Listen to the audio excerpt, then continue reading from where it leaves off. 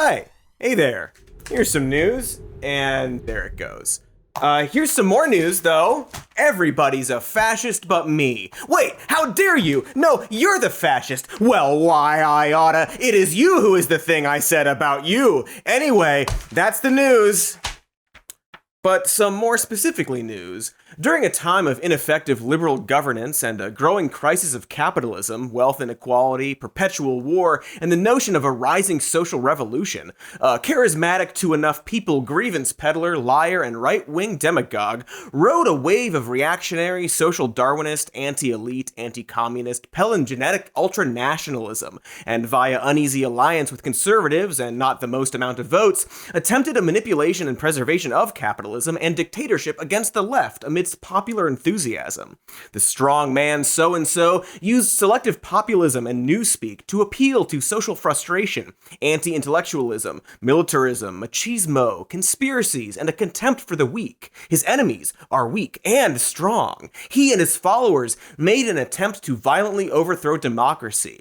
And in this particular instance of this kind of thing happening, it failed. Because it was, in a word, silly. And it didn't quite have the deliberation and organization of other, more successful attempts at, again, the word of the day is, fascism. Do we have a graphic? No. Okay, well, can we do like a full screen bumper to hide a cut? It's an oft debated word, fascism, to the point that to some people it just means things I don't like, everyone I don't like is Hitler, etc. But the word does have a meaning. Historians write about it. It's in the dictionary right after fasciolopsiasis, a fluke-borne disease that gives you diarrhea and is somehow not the worst neighbor of the two words. There isn't necessarily a consensus of what fascism is exactly, but there is quite a bit of overlap. You can't necessarily say, part of the definition of fascism is being anti-trans, but you can point out that anti-trans sentiment seems to lead to fascist ideology and has a lot of fascist support, and that the first book burning by the Nazis was the destruction of research on transsexualism. Fascism tends to have a charismatic, strongman leader to coalesce around and exemplify, but a charismatic leader can just be like an elected person who doesn't do fascism. There are inconsistencies and contradictions within fascism. There are political policies and cultural attitudes. There's what fascists say and what fascists do, which are often different. There's the expulsion of an inner threat, the view of nation as organism, the expansion outward. There's the political system in place at the time fascism develops. There are inconsistent economics because any economic choice is valid if it serves the preservation of the nation. There's the anti-democratic nature of its ideology and its gain of power. It's actually a lot of things, and some are more important to the definition than others, which is why there are so many definitions. Long, some very short, some too simple, some too detailed. Some are just a popular meme list of bad things about George W. Bush by a former Xerox executive. Some are conservative pundits who want to say, well, actually, the libs are the fascists, or that the left are the real fascists, despite fascism being a movement in uneasy alliance with conservatives against the left, and despite adopting some socialist language, quote, once in power, fascist regimes banned strikes, dissolved independent labor unions, lowered wage earners' purchasing power, and showered money on armaments industries to the immense satisfaction of employers. A lot of stuff going on, definition-wise, is my point. But more or less, you can find solid definitions from folks like Robert Paxton, Roger Griffin, Umberto Eco, and most communists. But anyway, after Donald Trump did all that stuff I mentioned earlier, the current president, Joe Biden, offhandedly was like, yeah, it's fascism a little bit. Specifically, he said, what we're seeing now is either the beginning or the death knell of an extreme MAGA philosophy. It's not just Trump, it's the entire philosophy that underpins I'm gonna say something, it's like semi-fascism. Excellent impression of Joe Biden. Now, to be clear, this is true. Not all Republicans, but some of them. Hardcore MAGA types. You know, Omega Extreme Supreme MAGA Trumpists. Piss peeps. Poopy pooper Donald Frumpus and his peepy dumpy doo-doos. Whatever you want to call them. Some of them. But we'll get to that. The point is that when Biden said Trump is a semi-fascist, everyone freaked out, undiped their butts, and laid a gooey turd about how Joey Brigadoon called your Gammy and all plumbers Nazis. And then he gave a speech to address it and talk about the threat to democracy that Trump and his movement pose, on account of wanting to overthrow the election and trying to do that. You know, that thing that happened. Incidentally, in our video series about fascism, we recognize that one of our sources, historian Robert Paxton, did not, at the time, necessarily think that Trump was the figurehead of a fascist movement. January 6th changed that for him, and he wrote a piece explaining, oh yeah, right, of course, it's fascism. It may be silly fascism, but it has all of the qualities necessary to consider the word. So kudos to us for our journalistic integrity in acknowledging that in that video series, and kudos to our journalistic ratitude for being correct about it. Another criticism of Trump's fasciness, or lack thereof, was that while he did do a lot of right-wing demagoguery, one necessary element of fascism is a sort of constant internal enemy that must be expelled from society in one way or another. One could argue that he was doing that with immigrants and Muslims, though he wasn't always full-throated or explicit about it. And he was more focused on the keep more of them out aspect of it. Of course, here he is these days. We will defend our Constitution, we will defend the Second Amendment, and we will proudly uphold the Judeo-Christian values and principles of our nation's founding. We will restore patriotic education to our schools, and we will teach our children to love their country, honor our history, and to always respect our great American flag. Always respect our flag. Despite great outside dangers, our biggest threat remains the sick, sinister, and evil people from within our country. You know who I'm talking about. You see them all the time. But no matter how big or powerful the corrupt radical left Democrats that we are fighting against may be, you must never forget, this nation does not belong to them. This nation belongs to you. That's who it belongs to. This is your home. This is your heritage. And our American liberty is your God-given right. It's hard to argue that that's not, at least, extremely fascist rhetoric. Not just bad rhetoric, but specifically fascist rhetoric. But whatever, we're not necessarily here to nitpick about a definition, even though we've already done that for a few minutes, and that's what the rest of the episode's about. But the point is, when Joe Biden said this true thing about Trumpism, some of the nation flipped out and turded from their undiped bottoms, especially after his speech about how the last guy tried to overturn the election. I mean, look at him. The guy, he's yelling in front of red in this photo. Red being one of the country's flag's colors. The others, of course, being blue and white in this other photo. But he's like Hitler. Look at the fists. Those are Hitler fists if I ever seen one. Because actually, see, no.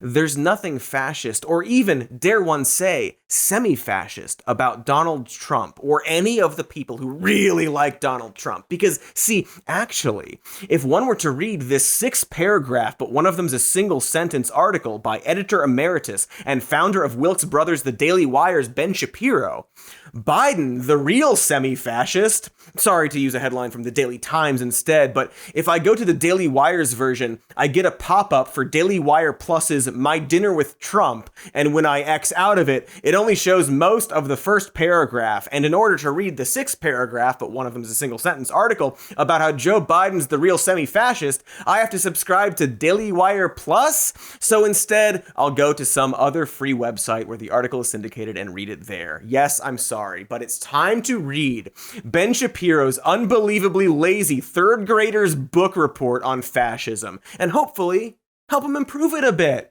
Because as Ben, maybe, but probably not, seems to be discovering now, perhaps Trump was a bit fascist all along. But more on that later. Let's get out the red pen and get reading. Okay. This week, President Joe Biden, in search of a new label to pin on his political opponents after the failure of his ultra-MAGA branding, which prompted peals of laughter rather than shudders of horror, landed on a new slur with which to tar those who don't support his agenda. They are, he said, semi-fascists. Okay, so first of all, this sentence is extremely long. Way too long, especially for your first sentence. M dashes and a colon in the first sentence? Get real! X, Y, let's fix it. But anyway, it's important to note that when Ben says those who don't support Biden's agenda, that's very obviously not who Joe Biden's talking about. Joe Manchin doesn't support his agenda. He's not calling Joe Manchin semi-fascist. He's not calling Marco Rubio a semi-fascist.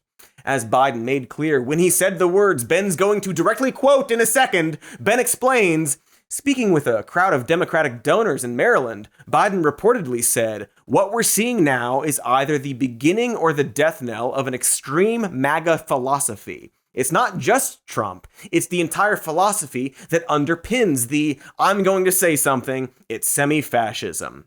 For your sake, I'm going to skip a paragraph where he pretends to feel personally slighted by Barack Obama on behalf of farmers or whatever, but would like to point out that during this, one of the 6 paragraphs, but one of them is a single sentence, he describes it as Democrat politicians painting half of Americans as beneath contempt.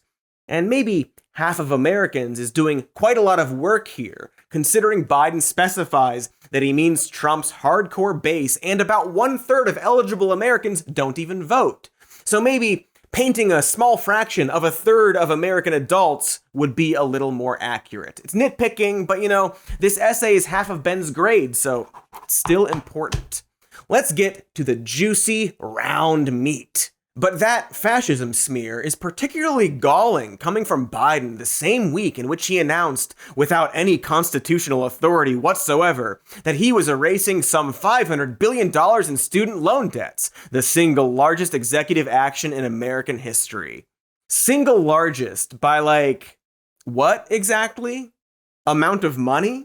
Does the Emancipation Proclamation not count as a large executive action? The Manhattan Project was funded through executive order. Is that big enough for you? Are all executive orders fascism? Was Trump's Muslim ban not fascism somehow? Student loan forgiveness, executive order, fascism. Muslim ban, no fascism?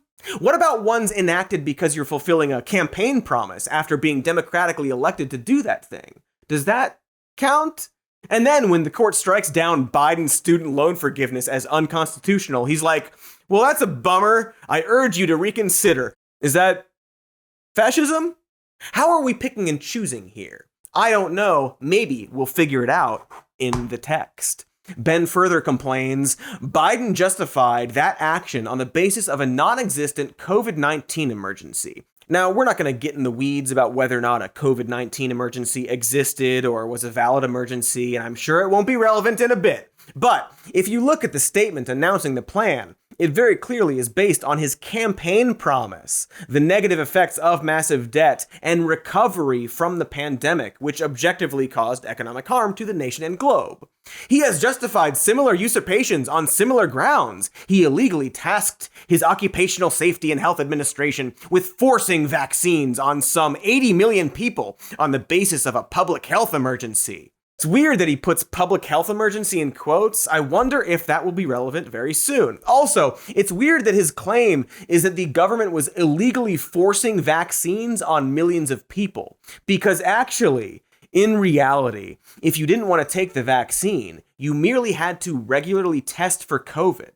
No forced vax, no holding you down and jabbing you or firing you if you don't take it. Simply vaccine or a COVID test. This is fascism? Is offering a weekly COVID test alternative the same thing as forcing vaccines on some 80 million people, Ben? Is it? And is it even ideologically fascist to enact public safety measures to protect the most vulnerable people in society? You could maybe use the word authoritarian for some practices if you feel like they go too far, like take a COVID test, but authoritarianism isn't fascism, although fascism is authoritarian. In fact, a fascist viewpoint might be to simply let the weak die in order to save the nation and keep the economy going. Let the powerful survive. Let nature do its thing to keep the nation strong. And here's some more, in fact. Hitler opposed vaccination for conquered and imprisoned populations so they would die faster. Anyway, he, Biden, used his Centers for Disease Control and Prevention to try to propagate an eviction moratorium on the same basis. Propagate seems like the wrong word here. Perpetuate, maybe? In fairness, it's not like Ben is a professional writer, so it's an easy mistake. Because actually, Trump started the eviction moratorium. He did it. With an executive order. Oh well. He bragged in July that he will reshape the American economy on his own if Congress doesn't act in order to forestall a supposed climate change emergency. Once again, he put some kind of emergency in quotes. What the hell is that about? He continues, if we're talking about semi-fascism, this stuff qualifies. That was the one-sentence paragraph, by the way. Okay, so, counterpoint. No, it doesn't. Right? Or maybe it does. He's not really done any work on explaining what fascism even is to him. Big red pen on that one so far, in terms of clarity. He seems to think it's just a president using executive orders or exercising executive power. And he named a couple things that Trump did too, or first. So, is Trump actually semi-fascist then? To Ben? Are some emergencies more worthy of semi-fascism than others? Originally, some of that might have been justified by an actual emergency, but when the emergency went away, the powers didn't. Joe Biden is the next step in the semi-fascist progression of American government. Wait a second. There's a video version of this third grade book report with extra stuff, and the video is titled, Joe Biden just called you a semi-fascist, thus further demonstrating how Ben is incapable of framing anything honestly, considering that Biden is very clearly referring to Trump specifically and a small percentage of Trump supporters generally. Also, double wait a second. So sometimes dictatorial authoritarian actions are justified if there is a, quote, actual emergency. Whose definition of emergency? Is it Ben's? Should the president check with Ben specifically before he does every executive order? Is that a good system? I wonder what stuff he was even talking about. Let's check. Federal and state governments locking Americans in their homes for up to 2 years. Oh, cool. Another thing that Donald Trump, a non-semi-fascist, did actually. And then Joe Biden, a semi-fascist, didn't do and consistently vocally said he wouldn't do. Also, 2 years? What realm do you live in? Locking people in their homes? Excuse me? They were federal guidelines recommending people stay home, not lockdowns. Ben, if you're seeing people locked in their homes, you might want to call someone about that. I don't think that's normal. Okay, so I'm actually struggling to determine what Ben even thinks this word means. He's only got a couple paragraphs left. Hopefully, he fucking gets to it. He writes, the history of fascism, after all, does not begin with a dictator simply marching into a nation's capital and seizing total power. This is true. Good job to Ben on this one sentence. You get a sticker. Fascism, more frequently begins with the destruction of the legislative branch at the hands of centralization of executive power. Adolf Hitler didn't just declare himself dictator. Dictatorial power preceded him in the chancellor's office by several years, dating back to Heinrich Brüning, invoking emergency powers under Article 48 of the Weimar Constitution in 1930. Benito Mussolini came to power under constitutional means in 1922 and didn't consolidate his rule until 1925. Fascism, in other words, is a gradual process, and that process starts with executive branch actors accreting authority they were never given.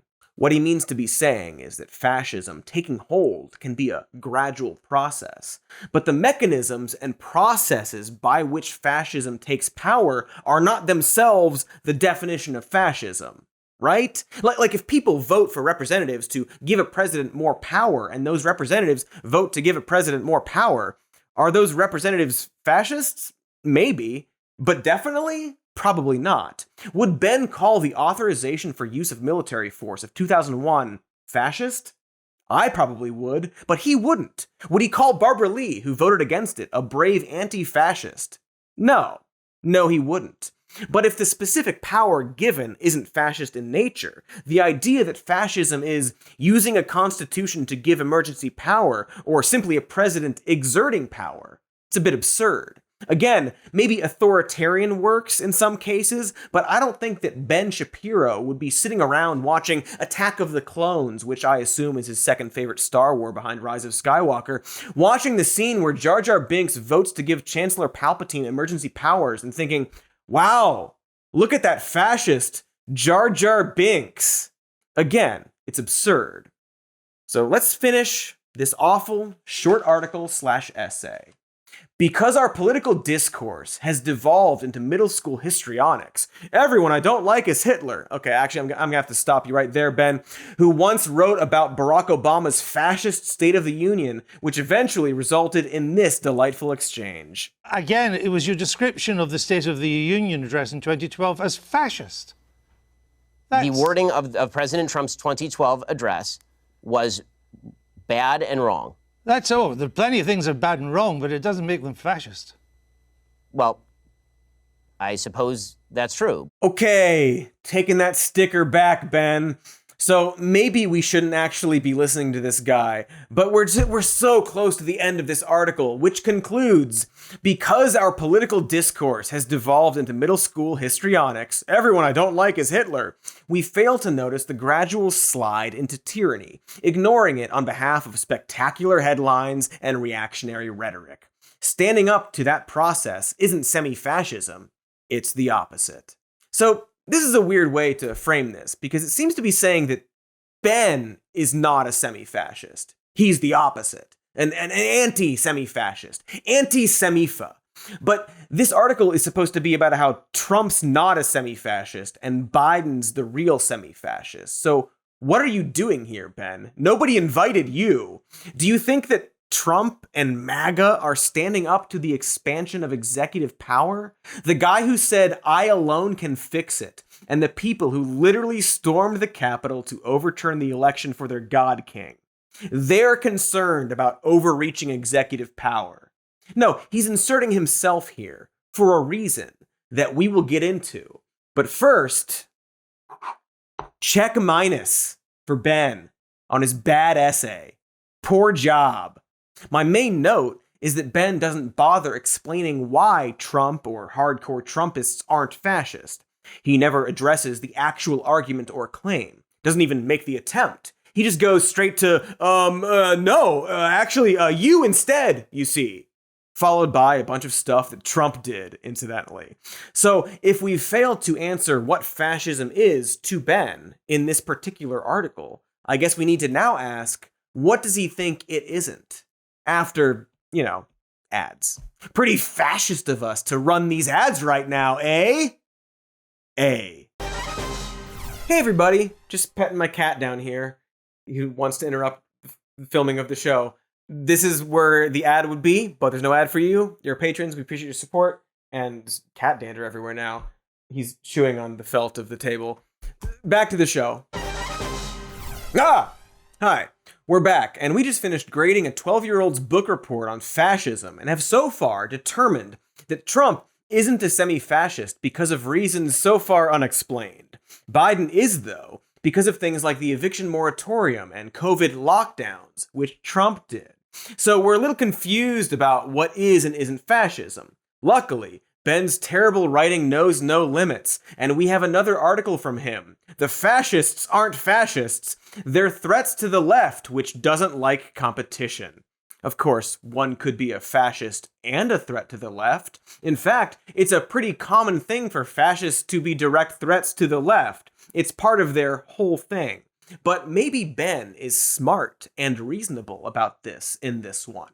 Time to get out the old red pen and hopefully not have to use it. This week, Italy prepared to welcome a new prime minister, 45-year-old Giorgia Meloni, leader of the right-wing Brothers of Italy party since 2014.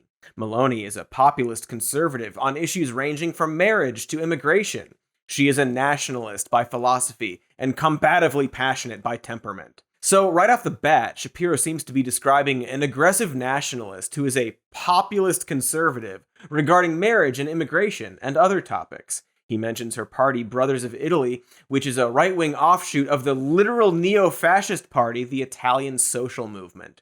He does not mention the party's history, so I guess we won't get into that and won't circle back to it soon.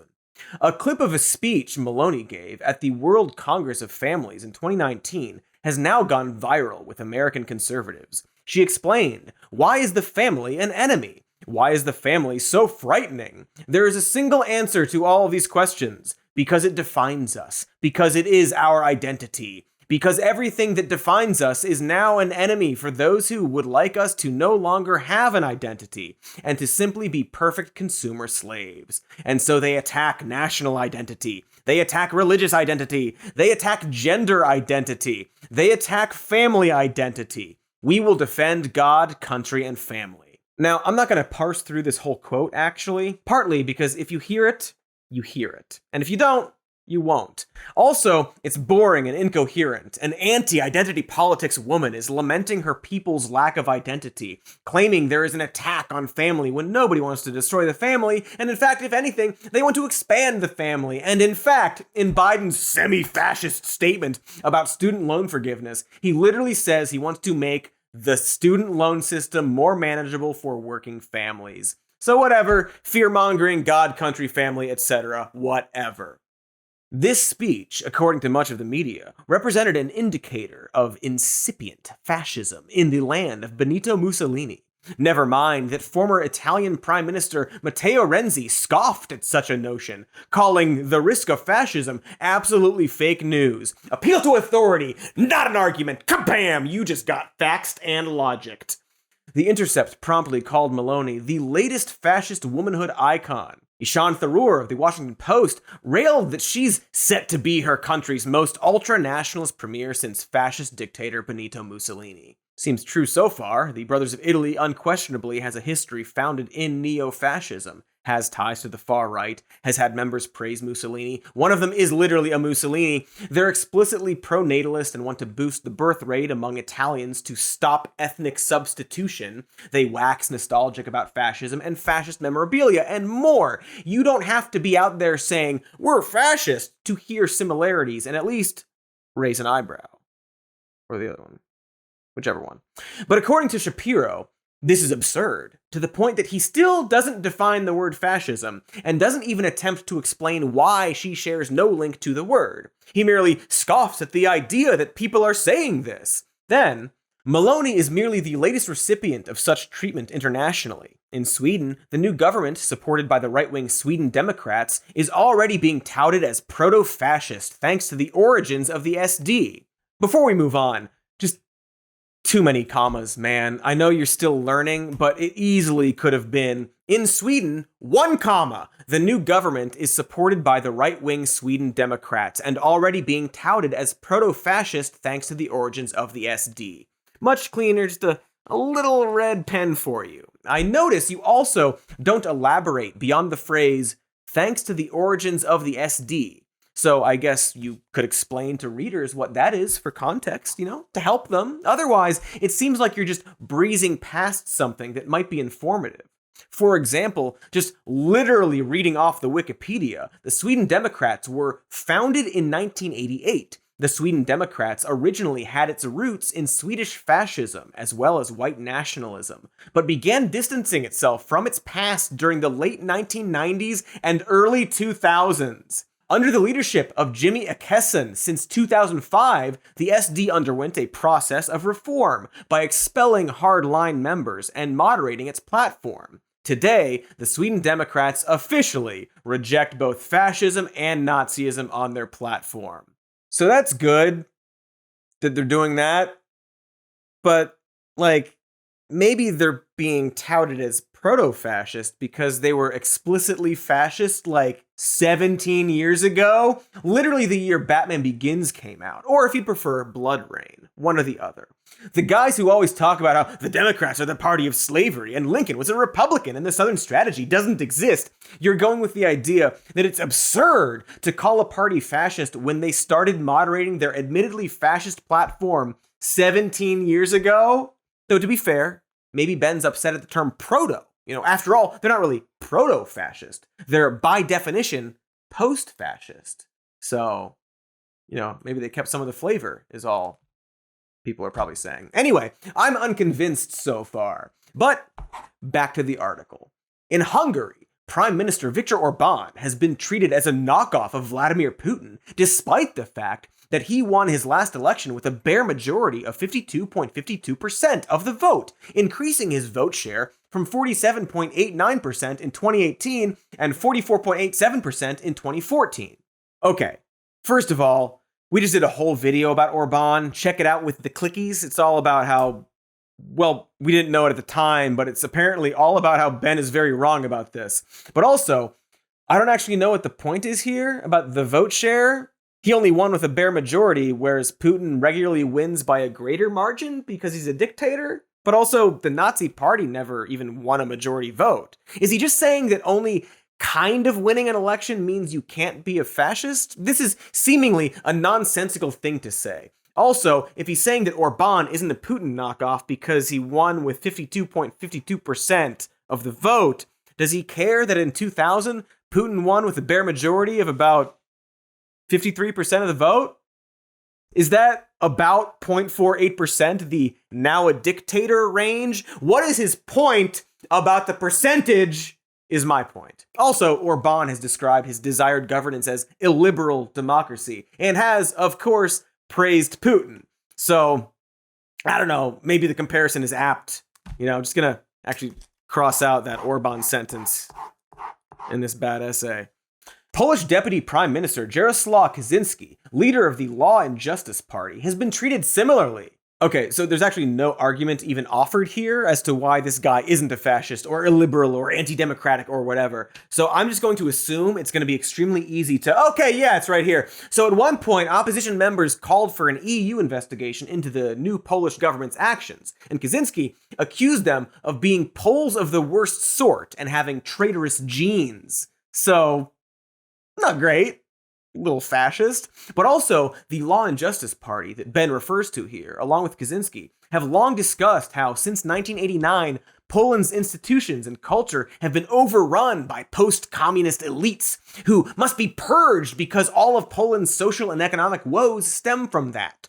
Law and Justice also claims to be the only legitimate representative of the people's interests, on the basis that they are the only ones fighting this so-called system and the constitutional order that they argue preserves its dominance. Kaczynski has long criticized what he describes as legal impossibilism, the notion that it is impossible for a democratically elected Polish government to fulfill the nation's will because of the checks and balances imposed on it by the Polish constitution. Indeed, their 2010 draft of a new constitution not only eroded the principle of checks and balances by concentrating power in the hands of the president, but also eliminated the current constitution's protections against discrimination, Article 32, and supporting freedom of the press, Article 14, among other things. Considering everything we've read from Ben about how Biden is the real semi-fascist for doing executive orders, do we even have to wonder what he would say about Biden if Joe said that our institutions were infected by his political enemies and that he alone represents the will of the people, that he can't do anything to fulfill that will because of the Constitution, and then proposed a new Constitution that gave him more power? No, we don't. Anyway, poor Law and Justice Party being called fascist like that. Ben continues in regards to all these very pro-democracy nice leaders being smeared as fascist. So have Brazilian President Jair Bolsonaro, currently trailing in the polls to socialistic former President Luiz Inácio Lula da Silva, and former and probable future Israeli Prime Minister Benjamin Netanyahu. And since Ben doesn't bother explaining why they're not semi-fascist, I guess we won't bother explaining why they are. Also, there he is, again, bringing up percentage of support for some reason. Still not sure what your point is about that. Anyway, what precisely is the common thread linking these disparate politicians across a wide variety of countries? After all, none of these politicians are remotely like Vladimir Putin or Xi Jinping. None of them preside over authoritarian states. Okay, again, Orban has praised Putin, so what are you talking about? But also, does one need to preside over an authoritarian state in order to be an authoritarian or to have fascist or anti-democratic ideals? If you hate your constitution and want to get rid of it so you can enact the nation's will and are elected, do you suddenly no longer think those things? Was Russia not an authoritarian state? Then Putin was elected, and it was. Then briefly not from 2008 to 2012, then authoritarian again. It's unclear. But what is clear? In fact, left-wing politicians have engaged in far more intrusive anti-democratic measures over the past 2 years, from lockdowns to unilateral centralization of executive power. And here we are again talking about expansion and centralization of executive power as if it's an exclusively left-wing Democrat thing.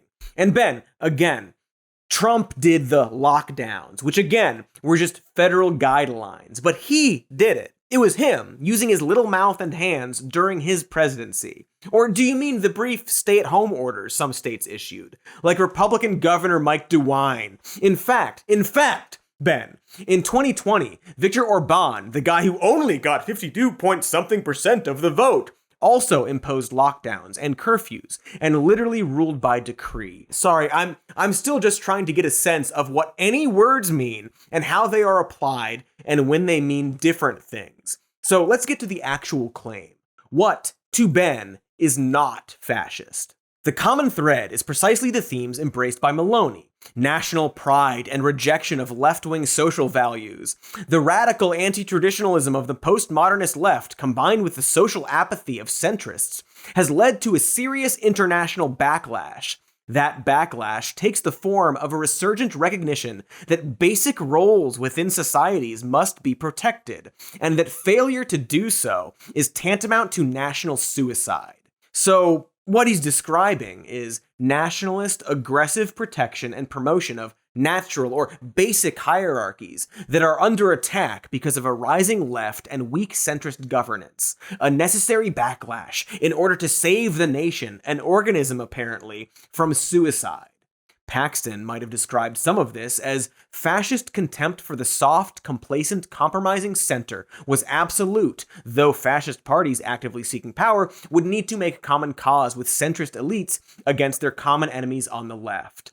Ben truly exemplifies the conservative collaborators in Paxton's assessment of the conditions leading to the rise of fascism. A deadlock of constitutional government, produced in part by the polarization that the fascists abetted. Conservative leaders who felt threatened by the loss of their capacity to keep the population under control at a moment of massive popular mobilization. An advancing left, and conservative leaders who refused to work with that left and who felt unable to continue to govern against the left without further reinforcement. But I digress. Ben continues. And it is precisely that backlash that many in the media find so disquieting. To them, traditional roles are themselves fascist institutions. Those who promote such roles suggest that human happiness can't be found in atomistic individualism, supplemented by collective social welfare schemes, or as Paxton might write, fascist scorn for slack bourgeois individualism. And so true freedom requires that those like Maloney be fought. Unfortunately for the left, anti-traditionalism is the privilege of the frivolous, and after the failure of totalitarian COVID-19 policy, Trump's, Orban's, who can say, the collapse of green utopianism and the decay of societal solidarity, frivolity is no longer the order of the day, which means that Maloney and those who agree with her are only the beginning. Only the beginning. Little warning to everyone. Very fun. Just gonna put a little scared face in red pen next to a very poor grade on this poorly argued little book report. It seems like maybe Ben doesn't know what he wants to say. It's more about his feelings. He gives examples of what he thinks is semi-fascist, but those apply to many of the people he vehemently claims aren't even close to fascist. He gives examples of what he thinks isn't fascism, but he uses the words historians use to describe fascism. So what's going on here? Why can't Ben define this word or consistently apply it? Well, there's a reason. But first, we need to go back to when he actually did attempt to actually define it. Let's define a few terms. First of all, fascist intellectual thuggery. Let's start with fascism. What exactly is fascism? Well, this is a term that gets thrown around a lot by people who have never read a book. Which books, Ben? Okay, so we can now finally get to what he claims is the definition. But first, a second ad for a few seconds. Ad break number 2 with no ad again. Thank you for your support on Patreon. Like I said, no ad.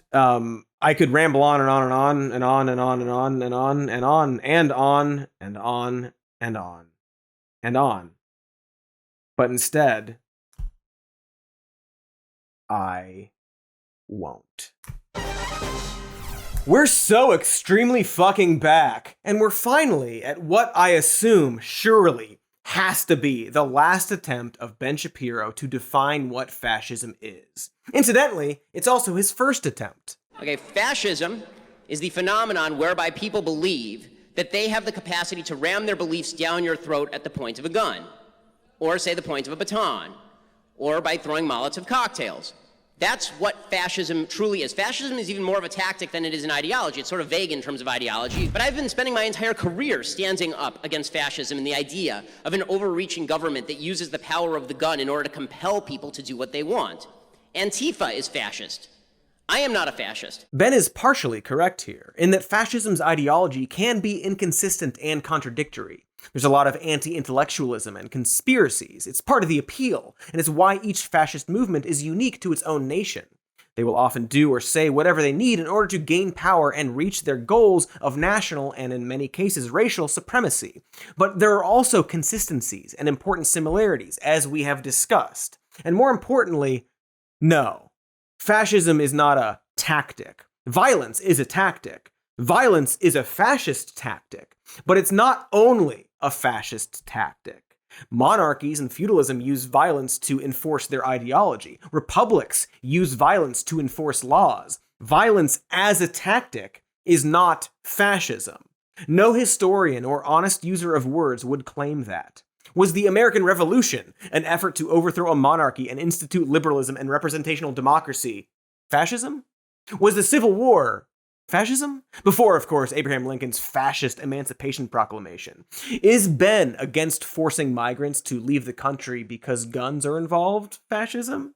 Ben claims to be a libertarian, but wants strong borders enforced by the government that uses the power of the gun. See, he likes that part. If Congress made laws that were fascist or overreaching, or if people voted on expelling internal threats and building a wall, or, let's say, illegally occupying another territory, would you not call it fascist because there was no violence to make it into law? Well, no, because even if the law wasn't an inherently violent one, I mean, how do you expel people without violence or the threat of violence? There is still the implication of violence because it's a law. Laws in countries with law enforcement imply violence. Our society right now is built on the threat of violence. If you break the law, or even if you don't in some cases, you will be dealt with by law enforcement. Perhaps they will attempt to arrest you. If you resist arrest, you'll get the baton, or more likely, the gun. Because let's face it, the baton is honestly, it's just too much physical work for most cops. Here's a video of a blind man being approached by the police, who mistook his blind man's walking cane for a gun. And eventually, they arrest him for being rude. If he resisted arrest, he'd be bruised, or maybe dead if he were particularly tan that day. Point is, there are countless videos like this, and I guarantee you every video of police brutality or abuse that Ben sees is met with, well, just don't resist arrest. The word fascist would never cross his lips when talking about a cop. He can't. His brain would short circuit, because much like other aspects of fascism, Ben likes them. He doesn't like them when they affect him, but he likes them.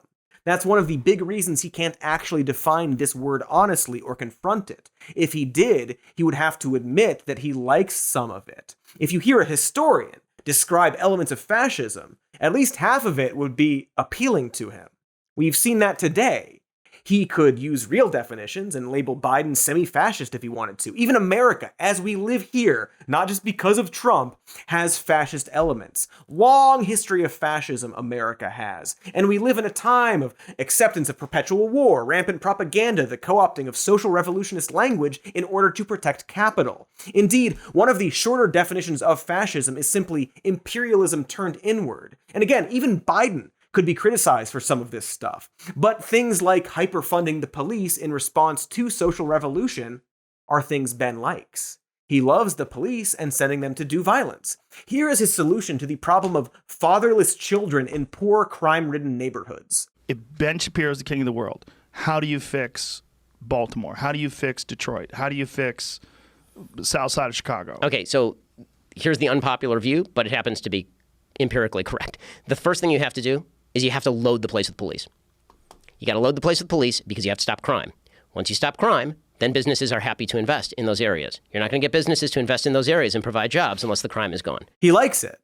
He likes the point of a gun.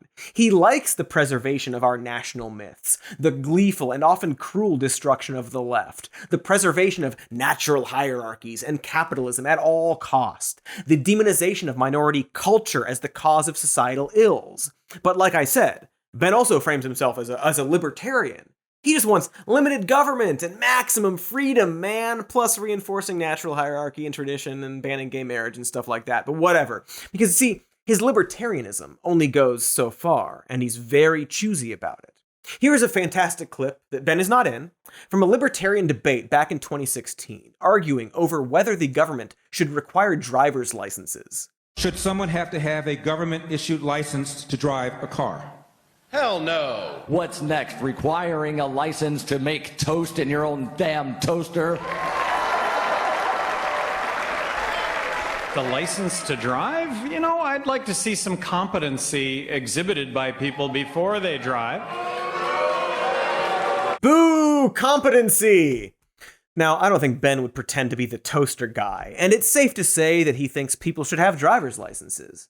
But what if someone doesn't believe that? What if they believe they should be able to just get in a car and drive faster than the speed limit?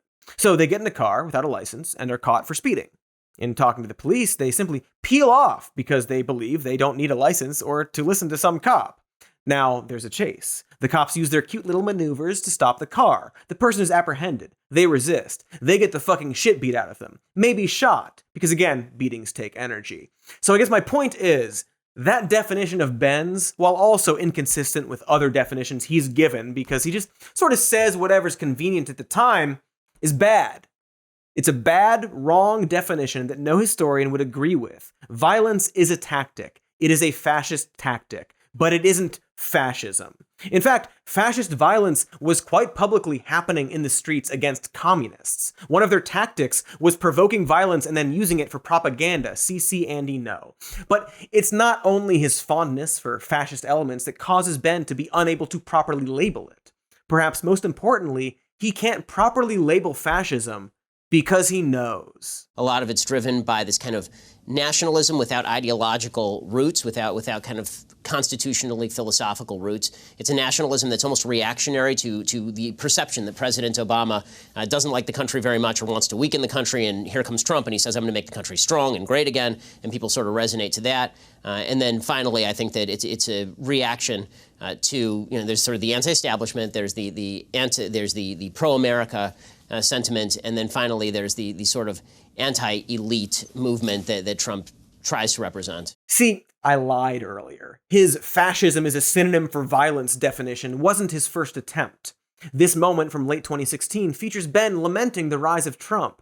He identifies one of the main elements that drove his rise, and not in so many words, he loosely defines the beginnings of a fascist movement. It's not perfect, it's not great, but it's better than anything he has tried since. It's an honest attempt. He saw it back then. He saw what Steve Bannon was doing, who incidentally is really into Viktor Orban these days. What's that about, Ben? He tried to cover for his friends like Milo back in the day, but it was always there. He knew. But then Trump won, and he bit his tongue. And now he's seeing it more and more again. From his employee Candace, if Hitler just wanted to make Germany great and have things run, well, okay, fine. The problem is he had dreams outside of Germany, Owens, to her good friend Kanye, too much anti-Semitic garbage to fit here west. Ben has been very outspoken about Kanye's anti-Semitism, going so far as to use the word Nazi. Incidentally, here is Ben like a month ago talking about West's rhetoric right before he finally went full Nazi. I really don't care about people's response to that. I perform for an audience of one, and that's God. Wow, I mean, frankly, it sounds fantastic. Frankly, Kanye sounds much more sane than virtually everybody else in public life. See, Ben kind of seems to love everything Nazis say up until they threaten him. All of West's rhetoric was gobbled up, his Christian nationalism, his White Lives Matter trolling, all of it. But then he went DEFCON 3 on the Jews. And much like everything Ben deals with, he will 100% not reflect on what this means, on where he might actually be sitting, on what side he's on now. Because incidentally, that clip was in response to Kanye's appearance on Tucker Carlson, who framed his interview with Ye as a sort of proof that everything was fine, and Ye is reasonable, and makes perfect sense, and is fine and good. Tucker also cut several clips from that Kanye is great interview that featured explicit anti-Semitism. So, I don't know, this Tucker guy, doesn't quite seem like he's on the up and up, is what I'm saying. Ben, maybe think about that. Anyway, Kanye is now running for president with the help of, it's Ben's old friend Milo, and literal neo-Nazi and Trump fan Nick Fuentes. Fuentes has even harassed specifically Ben Shapiro in public while he was with his kids and wife. Here is Fuentes speaking after the GOP got pantsed in the midterms, despite claims of a coming red wave. Abortion's popular. Sodomy's popular, being gay is popular, being a feminist is popular, sex out of wedlock is popular, contraceptives it's all popular. That's not to say it's good. That's not to say I like that. Popular means the people support it, which they do. And it sucks and it is what it is, but that's why we need dictatorship. That's unironically why we need to get rid of all that. We need to take control of the media or take control of the government and force the people to believe what we believe, or force them to play by our rules and reshape the society. Unsurprising from an obvious Nazi, of course, but here is tragically corny youth meme lord outreach director, fire plagiarist, and Trump sycophant Benny Johnson on the night of the midterms. What the Republican electorate wants is a strong executive who utilizes and wields power over his enemies and then destroys his enemies and makes them grovel, makes molten salty tears flow from their faces. So he doesn't have the votes, but wants the minority party to have, in so many words, a dictator to crush his enemies. Would Ben call this fascism? Probably not, because they're on his side. Incidentally, at Benny Johnson's side is Charlie Kirk, a claimed freedom-loving libertarian and Republican operative from Turning Point USA, and more importantly, Jack Posobiec, a fucking neo-Nazi. He has many ties to neo-Nazis over the years, has a bunch of now-deleted coded Hitler 1488 tweets, and has a documented and at one point public affinity for Richard Spencer, a literal Nazi. But again, this will not give Ben pause. He will not think, whoa, wait, why am I suddenly surrounded by Nazis? Why am I employing a Nazi sympathizer? There's no way to tell. Ben seems to think that because conservatives say they don't like government, that they can't still believe and exemplify all other social and ideological aspects of fascism, and that they won't actually jump at the chance to have a strongman dictator enforce their minority beliefs on everyone. One day, they'll have had enough, and like former GOP candidate and current conservative pundit Jesse Kelly said on fascist propagandist Tucker Carlson's show, they'll have to elect a Hitler. Would Ben Shapiro call Jesse Kelly a semi-fascist for saying that if the left goes too far, the right is going to have to elect a Hitler? I've said this before, and I'm telling you, I'm worried that I'm right. The right is going to pick a fascist within 10 to 20 years because they're not going to be the only ones on the outs. There's 60, 70 million of us. We're not a tiny minority. And if we're going to be all treated like criminals and all subject to every single law while Antifa Black Lives Matter guys go free and Hunter Biden goes free, then the right's going to take drastic measures. Probably not. Because he's a lying little twerp? Probably. Oh no, look what the left made me do! Hitler stuff! Because of the trans stuff. Now we gotta burn down the trans library. See, when Tucker Carlson starts his broadcasts with another weekend in Weimar, just another weekend in Weimar, he's not saying it looks like fascism is on the rise. He's saying the left is making me want fascism to be on the rise. Kelly said it out loud. They're all just saying it. Ben can write about how an international backlash against the left in support of nationalism and traditionalism and crushing the left for the sake of preserving natural hierarchies is good and righteous and not even semi-fascism. Then hear these Nazis say ostensibly the same thing and not bat an eye.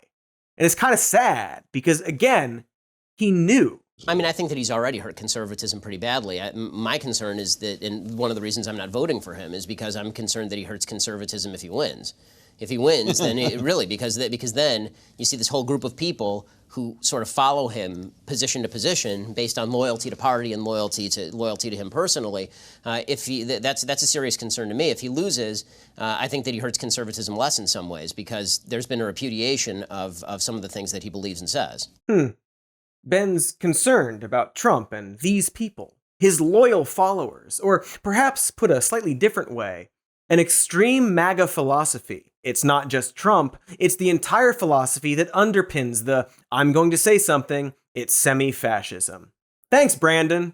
Anyway, I think that's the end of the show. Ben, if you're watching, F, first of all. You get an F. F- is all around. In fact, put simply, your attempts at discussing fascism are bad and wrong. But also, I hope you learned something. After all, that's what whatever this was, is all about.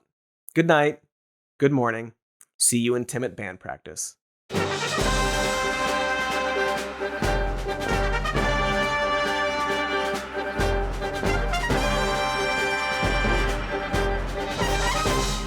We're called Cody and the fucking assholes who are out of the band. What the fudge? The video's over. Oh, I better like it and then subscribe to the channel that it's on. That's you now.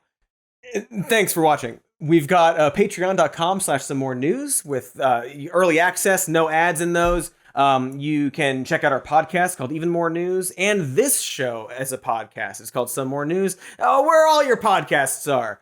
And we got merch at a merch store with, the puppets on it. Other stuff too. You know what else? Because I don't.